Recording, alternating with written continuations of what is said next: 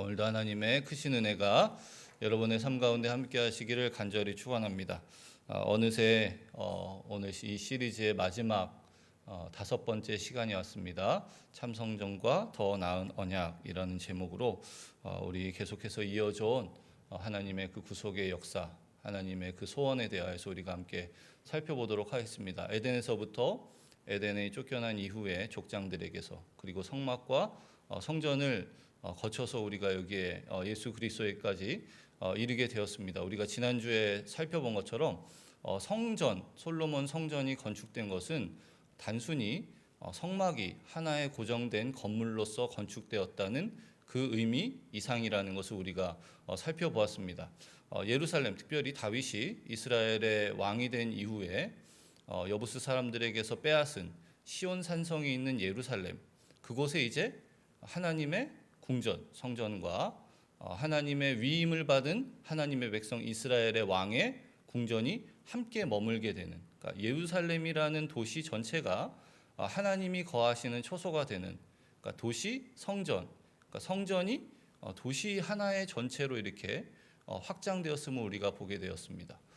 족장에게서는 이것이 하나의 작은 개인적인 성소, 하나님의 임재하신 그곳에 제단을 쌓는, 하나님을 예배하는 제단을 쌓는 것으로 나타나였다가, 이제 하나님께서 아브라함의 후손을 번성케 하셔서 출애굽하게 하신 이후에 이스라엘 백성 가운데 한가운데 거하시면서 그들을 인도하시는 성막이 되었고, 이것이 더욱더 웅장하게 하나님의 왕의 처소인 예루살렘의 한 도시에 하나님의 성전이 지어지게 되는 그 역사를 우리가 함께 살펴보았습니다. 예루살렘 성전 건축으로 하나님의 구속사가 일종의 절정을 맞이하는 것 같아 보였지만, 우리는 잘 알다시피 예루살렘 성전의 마지막 결말이 어떤지를 잘 알고 있습니다. 바벨론에 의하여서 완전히 불타고 무너져 버리는 그러한 실패를 우리가 보게 되죠.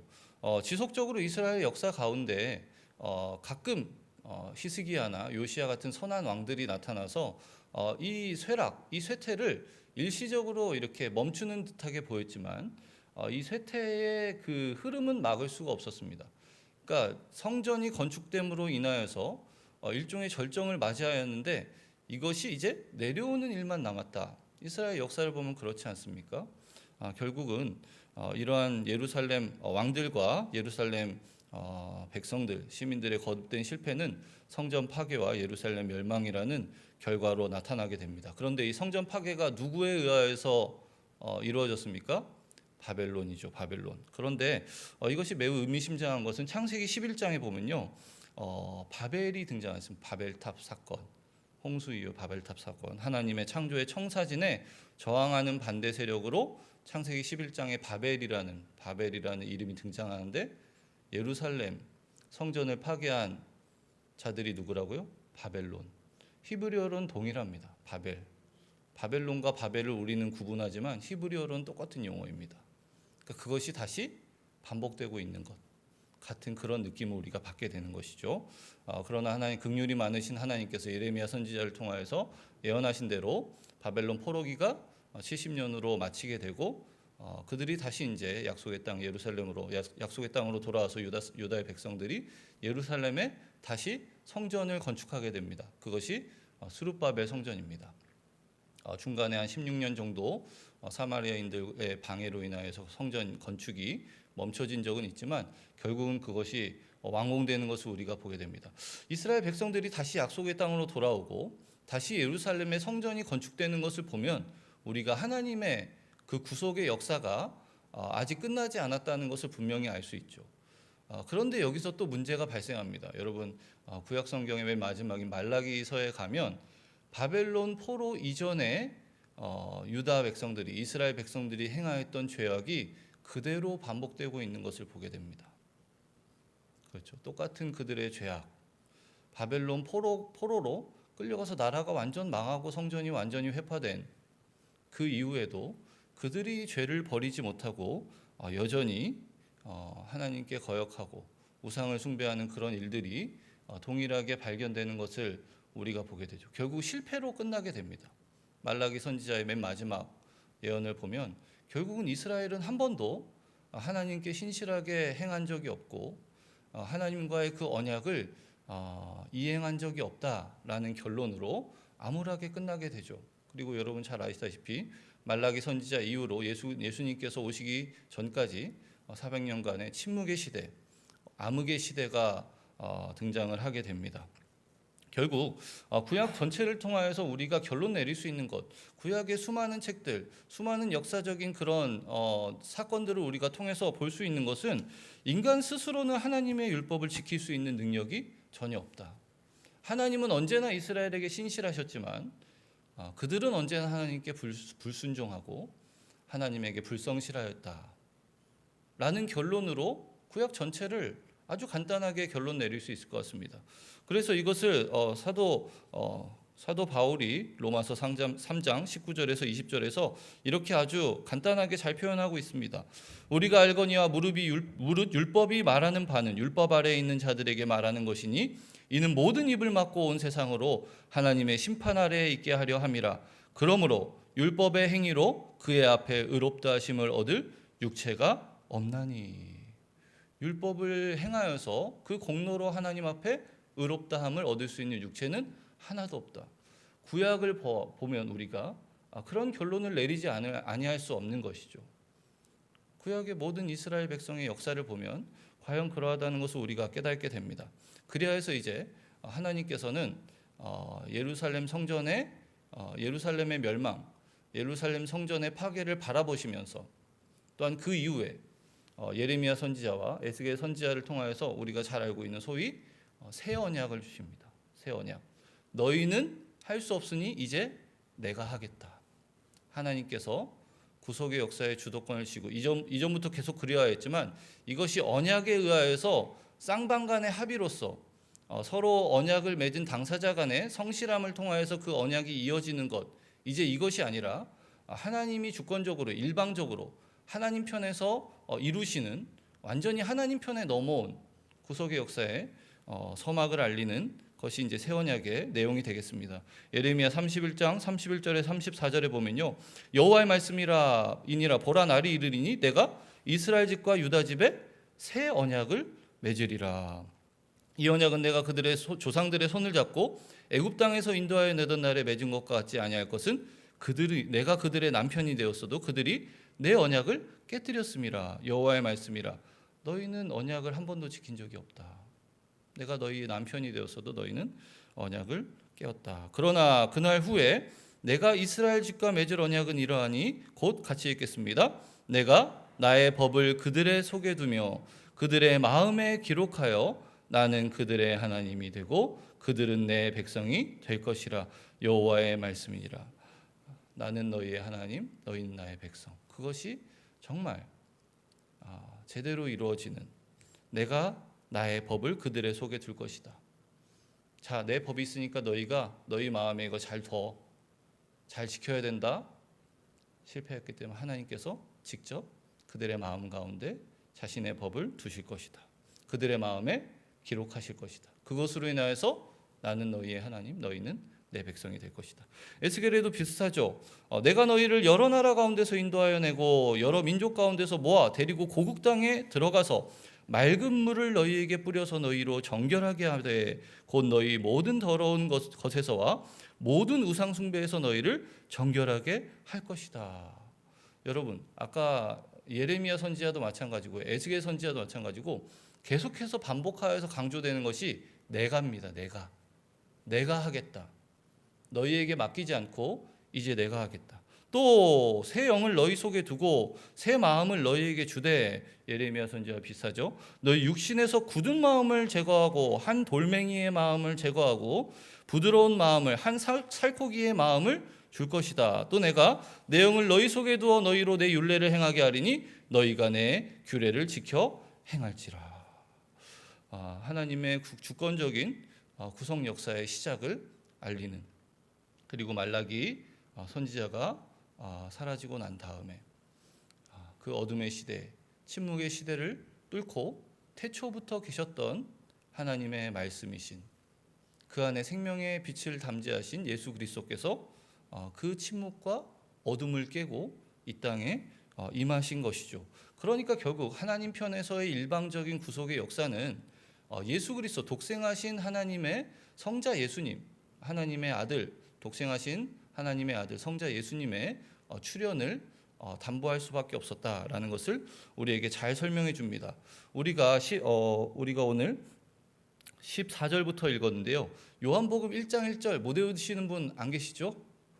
태초에 말씀이 계시니라. 어떤 거 따라한 것인지 아시죠? 창세기 1장 1절 태초에 하나님이 천지를 창조하시니라.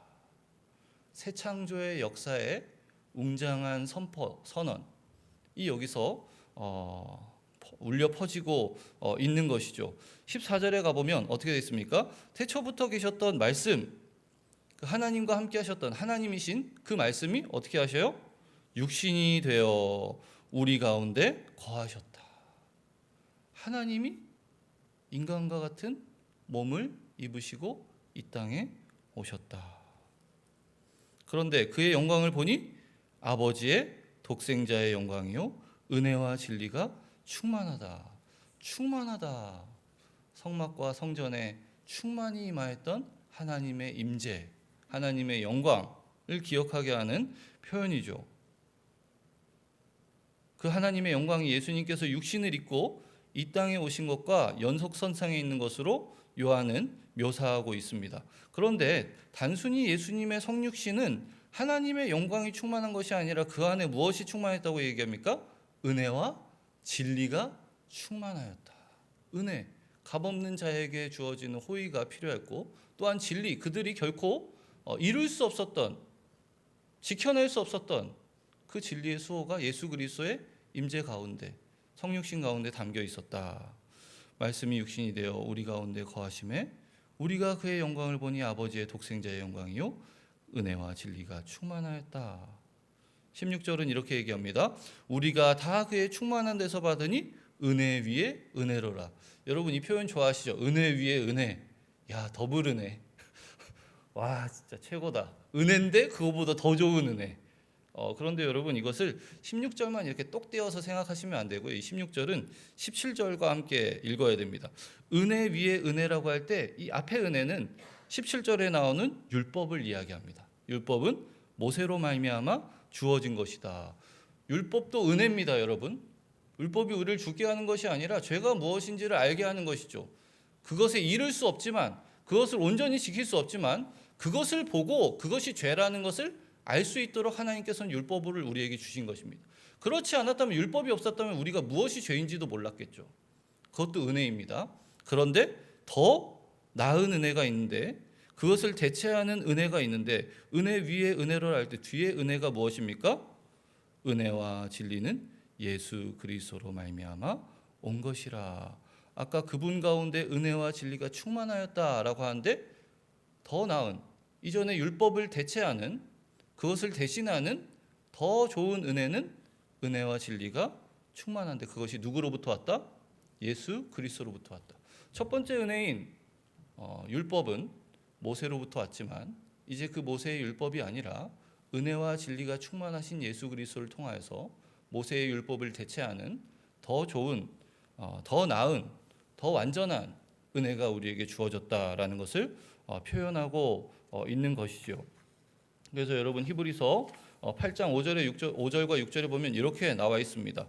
그들이 섬기는 것은 하늘에 있는 것의 모형과 그림자라. 모세가 장막을 지으려 할 때 지시하심을 어둠과 같으니 이르시되 삼가 모든 것을 산에서 내게 보이던 본을 따라 지으라 하셨느니라. 이것도 은혜입니다. 하늘에 있는 성전, 하나님의 성전을 그대로 본따서 하나님께서 명령하신 대로 성막을 지었죠. 자, 그러나 이제 그는 더 아름다운 직분을 얻으셨으니, 예수 그리스도 얘기합니다. 그는 더 좋은 약속으로 세우신 더 좋은 언약의 중보자라. 이전의 은혜를 대체하는 더 좋은 은혜, 그것이 누구로부터? 예수 그리스도로부터 우리에게 주어진다. 그런데 예수님께서 성육하신 것은 단순히 하나님의 영광, 하나님의 임재가 이 땅에 내려오신 것, 우리의 육신의 몸을 입고 이 땅에 내려오신 것, 그것도 사실은 놀라운 일인데, 그것보다 더 놀라움이 그 이상이라는 것을 우리에게 알려줍니다. 예수님께서는 요한복음 앞부분에 이미 자신의 육체가 성전이다 이렇게 이야기하십니다. 그러니까 예수님께서 이 땅에 육신을 입고 내려오신 것이 어떤 의미냐면 하나님의 임재가 이 땅에 내려오셨을 뿐 아니라 성전으로서 이 땅에 내려오셨다. 요한복음 2장 19절에서 21절인데요. 이에 유대인들이 대답하여 예수께 말하기를 내가 이런 일을 행하니 무슨 표적을 우리에게 보이겠느냐. 예수께서 대답하여 이르시되 너희가 이 성전을 헐라 내가 사흘 동안에 일으키리라. 유대인들이 이르되 이 성전은 46년 동안에 지었거늘 내가 3일 동안에 일으키겠느냐 하더라. 같이 읽겠습니다. 그러나 예수는 성전된 자기 육체를 가리켜 말씀하신 것이라. 하나님의 구속의 역사가 자신의 형상대로 창조한 사람들과 함께 거하시고자 하는, 함께 사랑의 교제를 나누고 그 안에서 하나님의 영광을 높여드리는 그런 완전한 관계로 살아가기 위하여서 하나님께서 태초부터 가지고 계셨던 그 하나님의 소원, 그리고 타락 이후에 그것이 구속사로 나타나는 그 관계 가운데 작은 개인의 성소에서 성막을 거쳐 성전, 그러나 그 모든 것이 다 실패한 것, 사람의 손으로 만든 것이 아니라 이 창조에 속하지 않은, 창조되지 않은 예수 그리스도, 하나님의 은혜와 진리를 충만하게 가지신 독생하신 예수 그리스도로 이 성전이 대체되었다라는 것을 우리에게 잘 알려주고 있습니다. 그래서 히브리서 9장 11절에서 12절에는 이렇게 이야기합니다. 그리스도께서는 장래 좋은 일의 대제사장으로 오사 손으로 짓지 아니한 것 곧 이 창조에 속하지 아니한 더 크고 온전한 장막으로 말미암아 염소와 송아지의 피로 하지 아니하고 오직 자기의 피로 영원한 속죄를 이루사 단번에 성소에 들어가셨느니라. 놀랍지 않습니까? 손으로 짓지 아니한 것 곧 이 창조에 속하지 아니한 더 크고 온전한 장막, 그것을 어디서 찾을 수 있습니까? 예수 그리스도 외에 다른 곳에서 그것이 가능하겠습니까?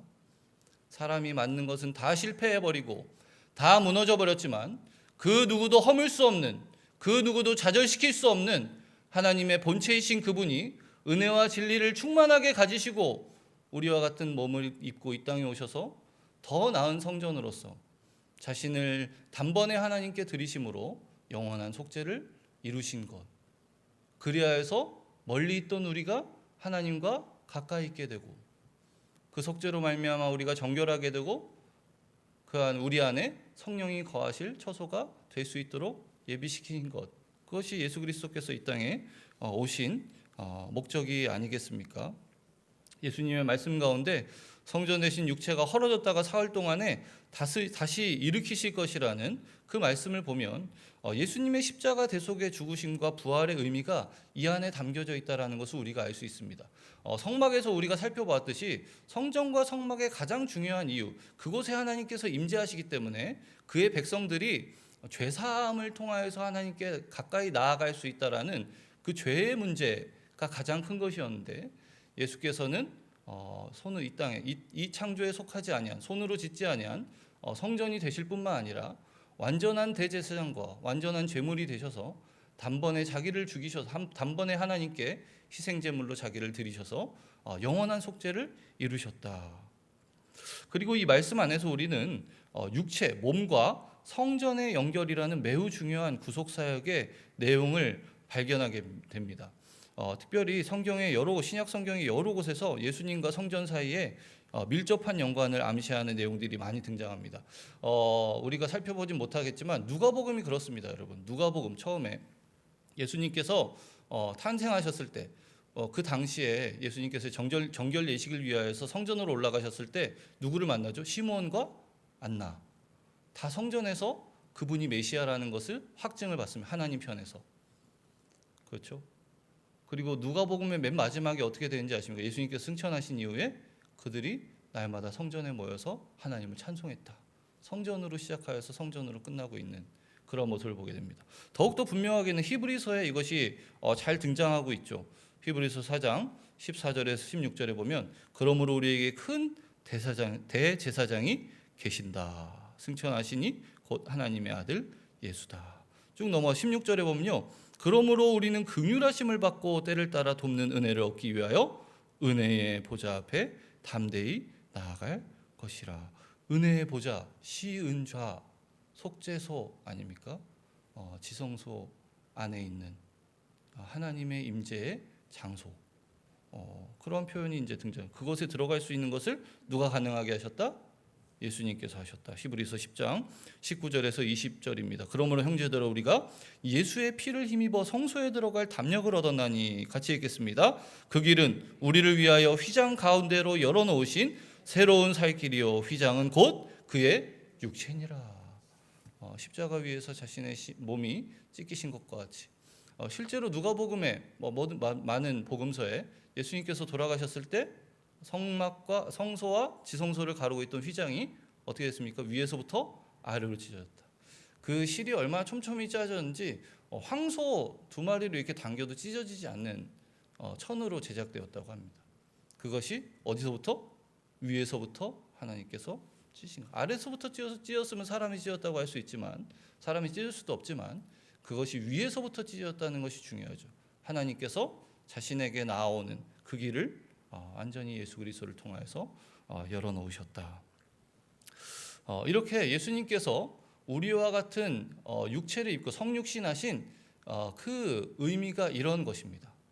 성전으로서, 이 창조에 속하지 않은 성전으로서 은혜와 진리를 충만하게 그 임재 가운데 담고 이 땅에 오셔서 완전하신 성전으로, 완전하신 대제사장으로, 완전하신 제물로서 그들의 백성의 죄를 단번에 영원히 속죄하시는 그 역할을 하셨다. 근데 여기서 그치지 아니하고 하나님의 그 구속의 계획은요, 예수 그리스도께서 성전이 되셨을 뿐만 아니라 예수 그리스도 안에 거하는 자들도 성전이 된다라고 이야기하고 있습니다. 에베소서 2장 20절에서 22절에 이렇게 나와 있습니다. 너희는 사도들과 선지자들의 터 위에 세우심을 입은 자라. 그리스도 예수께서 친히 모퉁이 돌이 되셨느니라. 성도들과 성도들 사이를 유기적으로 연결해 주시는 분이 예수 그리스도다. 그리고 어떻게 되어 있습니까? 그의 안에서 건물마다 서로 연결하여 주 안에서 성전이 되어가고, 너희도 성령 안에서 하나님이 거하실 처소가 되기 위하여 그리스도 예수 안에서 함께 지어져 가느니라. 예수 그리스도 안에서, 성령 안에서.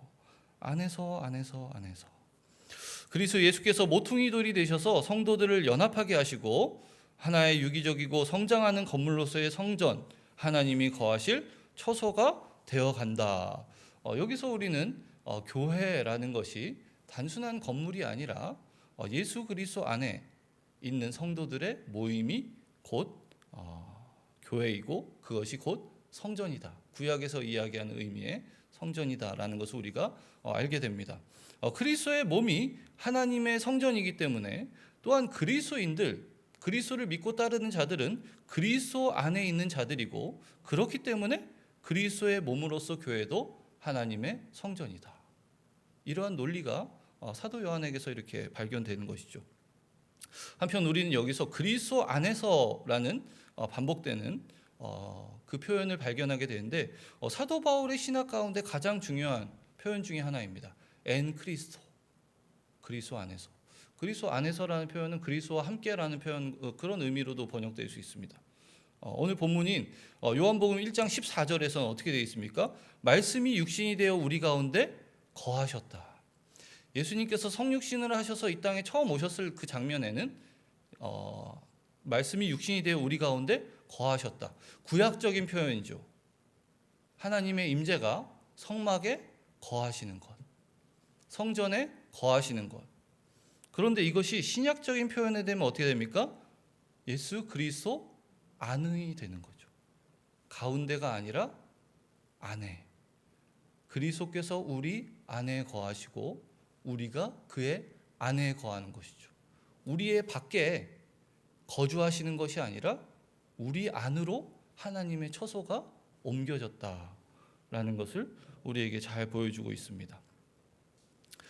창세전에 택하신 그의 백성들을 위하여 죽으신 예수 그리스도께서, 성육하신 하나님께서 이후에는 그들 안에 거하신다. 그리고 실제로 이것이 가능하게 된 것이 여러분 잘 아시는 오순절 성령 강림 사건 아닙니까? 성령의 충만함을 입었다. 자, 예수 그리스도께서 그의 택하신 백성들을 위하여서, 창세전에 택하신 이들을 위하여서 십자가에 달려 죽으시고 부활하셔서 그들의 모든 죄악을 사하시고, 그렇죠, 그들의 모든 죄의 형벌을 다 담당하시고 하나님과 가까이 되게 하셨고 그의 양자가 되게 하시지 않았습니까? 이제 성전은 건축이 되었습니다. 여러분, 근데 성막도 그렇고 성전이 건축된 다음에 그것보다 더 중요한 일이 남았죠. 하나님께서 그 성전을 자신의 처소로 삼으셨다는 인증, 그것이 무엇이었죠? 하나님의 영광의 하나님의 임재가 그곳에 풍성해지는 것. 그것이 우리가 예수 그리스도를 믿는 자들이 예수 그리스도 안에서 하나님이 거하실 처소, 하나님의 성전이 되었다라는 것의 인증이 바로 사도행전 2장에 나오는 오순절 성령 강림 사건입니다. 오순절 날이 이미 이름에 그들이 다 같이 한 곳에 모였더니 호련히 하늘로부터 급하고 강한 바람 같은 소리가 있어 그들이 앉은 온 집에 충만하였다. 충만. 하나님의 임재를 묘사할 때 성막과 성전, 그 안에서 주요하게 나타나는 단어가 무엇입니까? 충만하였다. 4절에는 그들이 다 성령의 충만함을 받고 성령이 말하게 하심을 따라 다른 언어들로 말하기 시작하였다. 충만함. 하나님의 임재의 충만함을 이제 어떠한 텐트가 아니라, 하나의 건물이 아니라 예수 그리스도를 통하여서 구속받은 그의 백성이 하나님의 성전의 역할로서 이제 하나님의 충만함을 입었다라는 것을 보게 됩니다. 그리고 이 성령의 하나님의 임재의 충만함을 입은 자들은 하나님께서 거하시는 성전이 되어서 하나님 나라를 전파합니다. 아까 에베소서 2장의 말씀을 보면 지어졌다가 아니라 지어져 간다, 되어져 간다. 계속해서 이것이 진행 중인 역사임을 우리에게 보여주시죠. 이제 예수 그리스도의 구속과 그 결과로서 성령의 내주하심 이후에는 그리스도 안에서 성전된, 또한 성령을 모시고 살아가는 자들을 통하여서 이제 하나님 나라가 점점 확장되어 나간다. 족장들을 통하여서, 이스라엘 백성들을 통하여서, 그리고 이제는 한 도시 전체를 통하여서, 이제는 더 넘어서 이제 한 곳에 머물고 있는 하나의 건물로서가 아니라 성전된 그의 자녀들이, 그의 백성들이 가는 곳마다 하나님의 나라를 선포하는 것을 통하여서 하나님의 나라가 확장된다. 자, 사도행전 1장 8절에 보면 여러분 잘 아시죠? 오직 성령이 너희에게 임하시면 너희가 권능을 받고 어떻게 됩니까? 예루살렘, 하나님의 성전이 있던 그 장소 아닙니까? 그것에 머무는 것이 아니라 그들이 성령을 받은, 성령의 충만함을 받고 권능을 받은 그들이 온 유대와 사마리아와 땅끝까지 이르러 내 증인이 되리라. 완전한 전환이죠. 완전한 전환이죠. 건물로서의 성전이 아니라 더 이상 하나님의 구속을 받은 하나님의 백성이 성전으로서 그들이 하나님 나라를 전파하고 그리하여서 하나님의 나라가 확장되어가는 그런 모습을 우리가 보게 됩니다. 그래서 여러분, 실제로 성령 충만을 받은 오순절 성령 강림 이후에 하나님의 그 제자들의 모습을 사도행전 5장 42절은 이렇게 표현합니다. 그들이 날마다 성전에 있던지 집에 있던지 예수는 그리스도라고 가르치기와 전도하기를 그치지 아니하였다. 참으로 그러하죠. 성령의 충만함을 받은 이들이 하나님 나라의 확장을 위하여서 주는 그리스도시다, 예수는 그리스도시다 라는 것을 말하고 전도하기를 그치지 아니하였다. 그러므로 이제 하나님의 성전이 된 그리고 성령을 모시게 된 자들, 성령이 내주하시는 자들은 하나님의 백성의 모습과 행실로 살아가야 된다. 왜냐하면 하나님의 말씀과 명령에 불순종하여 이 세상의 가르침을 따라 방탕하게 사는 것은 우리의 육체가 성전이니 이것이 단순히 우리의 육체를 더럽히는 것이 아니라 하나님의 성전을 더럽히게 하는 것, 불결하게 하는 것. 만약에 예수님한테 걸리면 이거 성전 청결 당할 만한 그런 일이 되는 것이죠. 여러분, 봐주셔서 성전 청결하신 거죠, 여러분. 바벨론에 의하여서 여러분 완전히 무너지고 불탄 거 생각해 보면 예수님 채찍 좀 드신 거 보고 사실은 그렇게 큰일 아니잖아요. 성전을 더럽히면 반드시 하나님께서 그것을 청결하게 하신다. 고린도전서 3장 16절에 17절 너희는 너희가 하나님의 성전인 것과 하나님의 성령이 너희 안에 계시는 것을 알지 못하느냐? 누구든지 하나님의 성전을 더럽히면 하나님이 그 사람을 멸하시리라. 어머 무서워라. 이런 두려움을 가지고 사시는 분 안 계시겠죠? 우리 안에 있는 죄를 멸하시기 위해서 하나님께서 우리를 때론 고난 가운데 처하게 하신다, 이런 의미일 것입니다. 고린도후서 6장 16절은 이렇게 얘기합니다. 하나님의 성전과 우상이 어찌 일치가 되려 하나님을 섬기는 이들이 어떻게 이 세상 신을 섬기는 것과 같이 살아갈 수 있느냐? 우리는 살아계신 하나님의 성전이라. 이와 같이 하나님께서 이르시되 내가 그들 가운데 거하며 두루 행하여 나는 그들의 하나님이 되고 그들은 나의 백성이 되리라. 아까도 말씀드렸지만 사도 바울의 표현을 따라 우리는 그리스도 안에서 하나님께서 거하시는 성전이 되었습니다. 그러나 또한 동시에 성전이 되어가는 것 또한 하나님이 거하실 처소가 되기 위하여 계속해서 지어져 가야 하는 것 또한 필요하다. 하나님의 나라가 이미 예수 그리스도를 통하여서 이 땅에 임하였지만 그것의 완성을 향하여 가고 있는 것, 하나님의 구속 사역에 우리가 동참하고 있는 것 아닙니까? 그것이 우리의 편에서는 하나님께서 이루어 가시는 하나님의 구속의 역사와 평행선을 이루며 사실은 함께 발맞추어 나아가는 것이 무엇이냐? 하나님의 성전다운 모습으로 우리가 날마다 지어져 가는 것. 하나님의 성전의 모습으로 하나님을 이 안에 모신 자의 모습으로 하나님의 성품과 거룩함이 우리를 통하여 증명되는 그러한 삶이 우리에게 맡겨진 것이다. 우리를 구속하시고 우리를 성전되게 하신 이께서 베푸신 놀라운 사랑과 은혜를 우리의 삶으로 전해야 할 의무가 있다. 누구에게요? 예수 그리스도를 통하여서 구원받은 하나님의 자녀된 성전이 된 그 안에 성령을 모시고 살아가는 하나님의 자녀들, 하나님의 백성들에게 그 의무가 주어져 있습니다.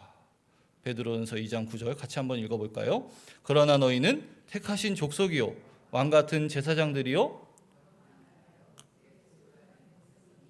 이는 너희를 어두운 데서 불러내어 그 기이한 빛에 들어가게 하신 이의 아름다운 덕을 선포하게 하려 하심이라.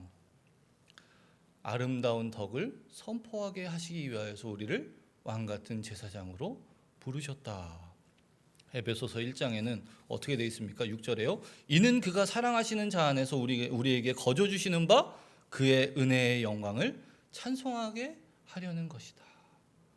하나님께서 원래 하나님의 형상으로 인간을 창조하셨을 때 바라셨던 것이 이런 것이죠. 태초부터 사랑의 관계 가운데 계셨던 삼위 하나님께서 자신의 형상으로 사람을 창조하시고 그들을 위한 그들의 생명을 유지할 수 있고 그들이 살아갈 수 있는 에덴을 창설하신 이후에 그들과 함께 사랑의 관계 가운데 하나님께서는 그들을 사랑하시고 그들은 하나님께 영광을 돌리는, 그래서 생육하여 번성하여서 하나님의 형상이 온 땅을 뒤덮게 되는 것, 하나님께서 바라시는 것이 이것이지 않았습니까? 인간의 타락으로 그것이 완전히 끊어져 버리고 그러나 다시 예수 그리스도를 통하여서 새 창조를 통하여 하나님께서 이루고자 하시는 그 구속의 역사가 찬란히 우리에게 빛나는 것을 보게 되는 것이죠. 그리고 그에게 주어진 것은 하나님께서 창세전부터 가지고 계셨던 그 뜻이 무엇인가, 그 놀라운 은혜의 경륜이 무엇인지를 우리가 전하는 것이죠. 그것을 모르는 자들에게. 그것이 성전된 하나님의 나라의 확장에 일익을 담당하고 있는 저와 여러분에게 맡겨진 의무가 되는 것이죠. 물론 제가 아까도 말씀드린 것과 같이 하나님의 구속의 역사는 완성을 향하여 지금도 도도히 흘러가고 있습니다. 이것이 완성이 된 것은 아니죠. 이미 성취가 되었으나 완성을 향하여 계속해서 달려가고 있습니다. 다시 오시리라는 예수 그리스도의 약속을 우리가 믿으며 또한 모든 것을 새롭게 하실 그 날을 우리가 간절히 소망하며 장차 이르게 될 그의 백성들을 위하여 예비하신 새 하늘과 새 땅을 보며 살아가는 것이다. 우리의 시민권은 저 하늘에 있다는 것을 우리가 잊지 않으면서 말입니다. 사랑하는 여러분, 우리가 지금까지 5주 동안 살펴보았던 그 안에 담겨 있는 하나님의 놀라우신 사랑. 그러니까 여러분, 하나님은 사랑이시라라는 이 짧은 한 구절 안에 적어도 제가 5번에 걸쳐서 설교해드린 최소한입니다, 여러분. 이 정도는 담겨야 하나님의 사랑의 위대함을 아주 조금은 표현할 수 있다고 저는 생각합니다. 단순히 우리가 사랑이라는 이 세상에 잠시 있다 사라져버릴 사람들과 사람들 사이에 주고받는 그 정도가 아니라 창세전부터 온 세상을 창조하신 그 영광의 하나님께서 그의 형상으로 인간을 창조하시고 그들과 함께 누리고자 하셨던, 죄악으로 그것이 깨어져 버렸지만 인간의 역사 가운데 계속해서 자신의 임재를 나타내시며 그들 가운데 거주하시면서 그 역사를 이루어 가실 뿐 아니라 결국은 독생하신 성자 예수 그리스도께서 우리와 같은 육신을 입고 이 땅에 오셔서 죄 없으신 그 하나님의 어린 양께서 우리를 대신하여 고통을 받으시고 죽으시고, 하나님 우리가 이룰 수 없었던 그 의로움에 온전히 하나님의 명령에 온전히 순종하셔서 그 모든 것을 다 이루시고 획득하신 그 의를 우리에게 전달해 주셔서 우리의 죄는 예수 그리스도께로 가고 그분이 획득하신 의는 우리에게로 오는, 종교개혁자 마르틴 루터가 이야기하는 놀라운 교환. 그래서 우리가, 여러분, 우리가 한 것은 아무것도 없지만 이 하나님의 열심, 인류의 역사, 사실은 그 이전에 창세전에 우리가 존재하기도 전이고 시간이 존재하기도 이전에 이 세상에 아무것도 없었을 그 창세 이전부터 하나님께서 가지고 계셨던 그 놀라우신 계획이 예수 그리스도를 통하여서 성취되었고 그것이 완성을 향하여 달려가고 있는 그 가운데 우리가 살아가고 있는 것이 아니겠습니까? 우리는 아무것도 한 것이 없지만 우리를 향하신 그 하나님의 열심히 이것을 이루셨던 것을 우리가 보게 됩니다. 계속하여서 인간의 죄악과 완악함으로 인하여서 하나님께서 일시적으로 옮기셨던 자신의 임재를 계속해서 거둘 수밖에 없으셨지만 때로는 그들의 백성을 떠나서 이방 민족에게로 자기의 임재를 옮기시기도 하시고 다시 하늘로 자신의 임재를 거두어 가셔야 하는 그러한 비극적인 일들이 일어나긴 하였지만 하나님의 그 변하지 않는 사랑, 그 누구도 좌절시킬 수 없는 하나님의 그 놀라우신 사랑이 예수 그리스도를 통하여서 우리를 성전되게 하시고 성전된 우리가 하나님의 나라의 확장의 일익을 담당하여 하나님과 함께 동행하며 내가 그분 안에 그분이 내 안에 거하시는 그런 참으로 복된 삶을 누리며 살아가게 하는 것이죠. 사랑하는 여러분, 우리 마지막으로 요한계시록 21장 1절에서 4절 우리가 볼 텐데요. 하나님께서 그토록 타락 이후에 하늘로 옮기셨던 자신의 임재를 끊임없이 땅으로 이렇게 옮기시지 않았습니까? 이 마지막에도 마찬가지입니다. 이 모든 구속이 완성될 그때 우리가 천국에 간다라고 표현하지만 사실은 천국이 하늘에서 이 땅으로 내려옵니다.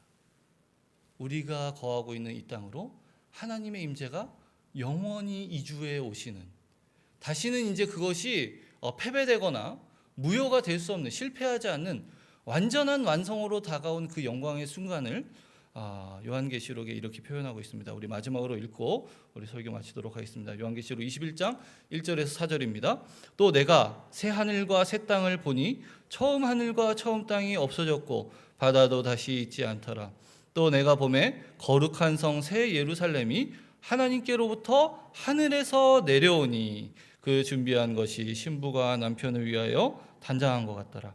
내가 들으니 그 보좌에서 큰 음성이 나서 이르되 보라, 하나님의 장막이 사람들과 함께 있으매 하나님이 그들과 함께 계시리니 그들은 하나님의 백성이 되고 하나님은 친히 그들과 함께 계셔서 모든 눈물을 그 눈에서 닦아주시니 다시는 사망이 없고 애통하는 것이나 곡하는 것이나 아픈 것이 다시 있지 아니하리니 처음 것들이 다 지나갔음이로라. 아멘.